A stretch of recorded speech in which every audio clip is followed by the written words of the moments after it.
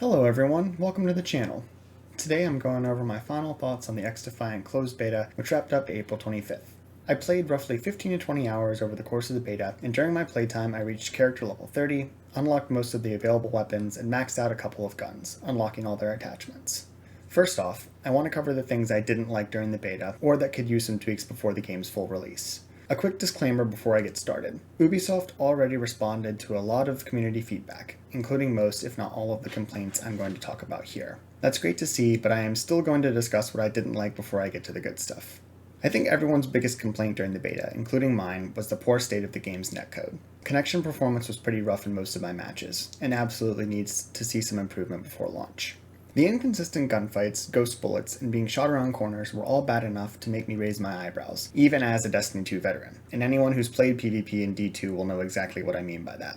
The poor netcode will drive players away if it isn't fixed, but fortunately the team at Ubisoft has confirmed it will be improved before launch. Another big pain point for me was the impact of the game's tactical abilities, which felt too significant for their frequency and ease of use. I'd like to see them toned down across the board in terms of uptime and potency, and wouldn't be opposed to seeing them partially removed to where each character only has one tactical ability plus their ultimate, although at this stage in development and with the game's overall design, that probably isn't going to happen. Healing abilities were the worst offenders here. Running into half of an enemy team camping in the objective with a fast regen double HP cap was just plain unfun to play against, but thankfully these abilities in particular will be nerfed moving forward. One less annoying complaint was how awful the grenades felt. These might have been the worst FPS grenades I've ever used, with all but one or two of my grenade kills being totally random cross-map Hail Mary throws. Their physics were also messed up badly, and it felt like the grenades would often exit your character's hand at awkward positions. They would also bounce off map geometry when they shouldn't, and would sometimes stop rolling way too early. But these issues seem to be a bug the devs are aware of and are working to fix. Another gripe I had was that passive healing takes just a little bit too long. I would often find myself winning a gunfight and then sitting behind cover for an eternity before I could move to my next engagement, and this only made the prevalence of healing abilities even worse. The devs are looking to bump this up moving forward, and I think that will help make the game feel even better. With those bigger complaints out of the way, I want to quickly run through a few minor issues that could use a bit of tweaking before release. This could be a me problem, but hip firing and close range gunfights felt pretty bad. I think hip firing in general could use a buff, at least for some weapons like SMGs. I will say that the close range issues could just be a mouse and keyboard thing, so I won't complain about those too much.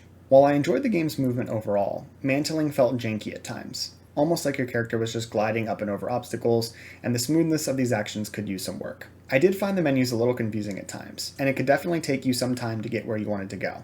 A bit of streamlining before release could go a long way here as well. Objective icons could be slightly bigger for better readability, especially at long distances, but at the end of the day, that's something I can definitely live with. I also noticed the potential for some wicked spawn traps on a couple of maps. This could be intended, as in older CODs you could definitely put teams in a blender at times, but a little tweaking might be needed here as well. Finally, I want to talk about crashes and bugs, which thankfully were few and far between, at least for me. I only had one hard crash during my playtime, but I also only played during the second half of the beta, so performance could have stabilized by then. I know there were a lot of lobby freezes and game crashes early on. There were some visual bugs like invisible surfaces that popped up, but I didn't notice them enough to detract from my experience overall. I only had one gameplay related bug come up, which was impressive for a beta, but the one I did encounter was quite annoying. In this case, it seemed like sometimes activating your tactical ability would cause your character to spaz out and be unable to ADS, reload, or swap weapons until someone from the enemy team killed you. Not ideal. It may seem like I am ragging on the game a lot here, but like I mentioned before, plenty of these complaints are already on the devs' radar and being worked on, and I'm hopeful most if not all of them will be addressed before release. Now we can move on to the good stuff, and I have plenty of praise for XDefiant to share as well. When it comes to what I liked during the beta, I'll start with game's options and performance. There was a detailed settings menu with plenty of graphics, audio, accessibility, and gameplay settings you could tweak to your heart's content.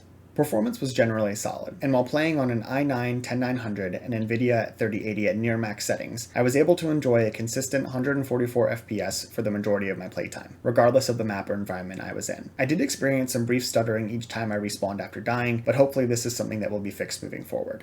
In terms of gameplay, arguably the most important part of this discussion, XDefiant was very, very good. Every gun felt good to shoot. Recoil, audio, and visual feedback all felt consistent within each archetype and specific weapon.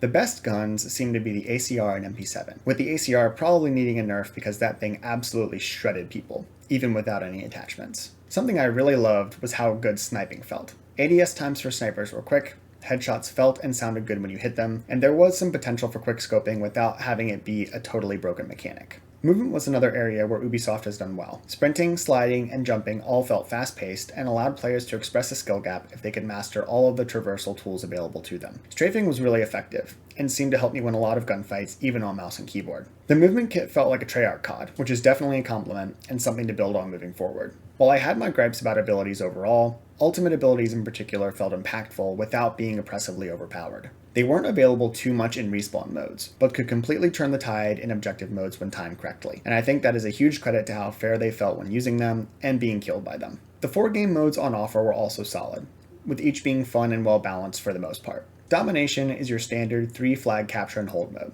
Nothing new but still solid and fun to play. Occupy is the equivalent of Hardpoint, and another good inclusion. Anyone who's played Overwatch will find the escort game mode quite familiar. They even share the same name. One team moves a robot through a series of checkpoints, while the other team tries to stop them. This was my favorite mode personally, and I really enjoyed the mix of gunplay and abilities instead of a more ability-focused meta like in Overwatch.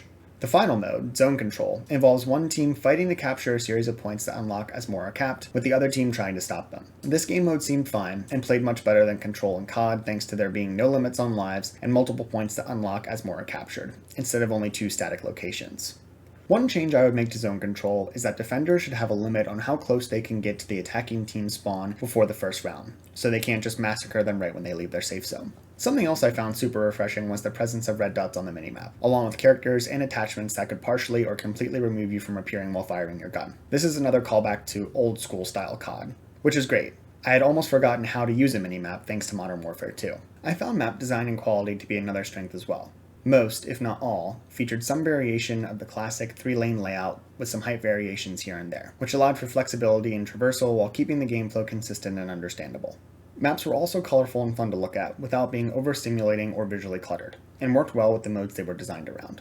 Ubisoft also has a near-endless supply of inspiration for new maps, and can rip ideas from 5 different franchises: Ghost Recon, Watch Dogs, Splinter Cell, Far Cry, and The Division. They also have the freedom to make their own unique maps outside of existing franchises, so they aren't limited in creativity by any means. Another great feature was the game's spawn logic, which is actually predictable. You could clearly read where enemies would spawn after less than a week of playing, which is a testament to the system they put in place. Game progression was also very enjoyable. There are plenty of weapons, attachments, and characters to unlock in the beta alone, and being able to unlock them through challenges was awesome, and something that is super rare in games today. I wasn't sure how to feel about the game's factions at first, but after playing I ended up liking them quite a bit. Each has a visually distinct aesthetic and their own style of gameplay, which helped keep things fresh and allowed you to switch up your playstyle based on the map and/or mode you were playing at the time. There are some balancing considerations, however. Some factions were definitely more powerful than others. Libertad and Echelon seemed to dominate character picks, while Dead Set, Cleaners, and Phantoms were left competing for the remaining spots on each team. I'm curious to see how the devs will handle faction balancing and viability moving forward. Also, the announcers actually being entertaining was great, and another reminder of old school COD games, where announcers would scream at you throughout each match. I thought most of the cosmetics were pretty good for just being a beta, and I'm excited to see what they have available at release. Similar to maps, there's plenty of inspiration to draw from when it comes to future skins, and we could see some iconic guns and characters added later down the road. I also found the emojis to be a cool little customization option as well, and they reminded me a bit of Marvel Snap in a good way. They were a fun way to express yourself while also being limited to prevent spamming or toxicity. One thing that shocked a lot of people, myself included, was the fact that XDefiant has basically no SBMM in unranked lobbies. I'd honestly given up hope that any future FPS titles would release without the kind of SBMM we are used to in most games today. However, even without skill-based matchmaking, you still had plenty of games that were sweaty, and losing games, even badly, didn't feel like you were being artificially punished by an outcome that was created by a matchmaking system. Sometimes you just got destroyed by a better team. Finally, I wanted to call out the transparency and open communication from the devs during the entire beta. They are committed to being upfront about issues with the game, and are looking for all the feedback they can get from the community. Anyone who enjoyed the beta should be thankful that the XDefiant team is open to that level of engagement with their player base.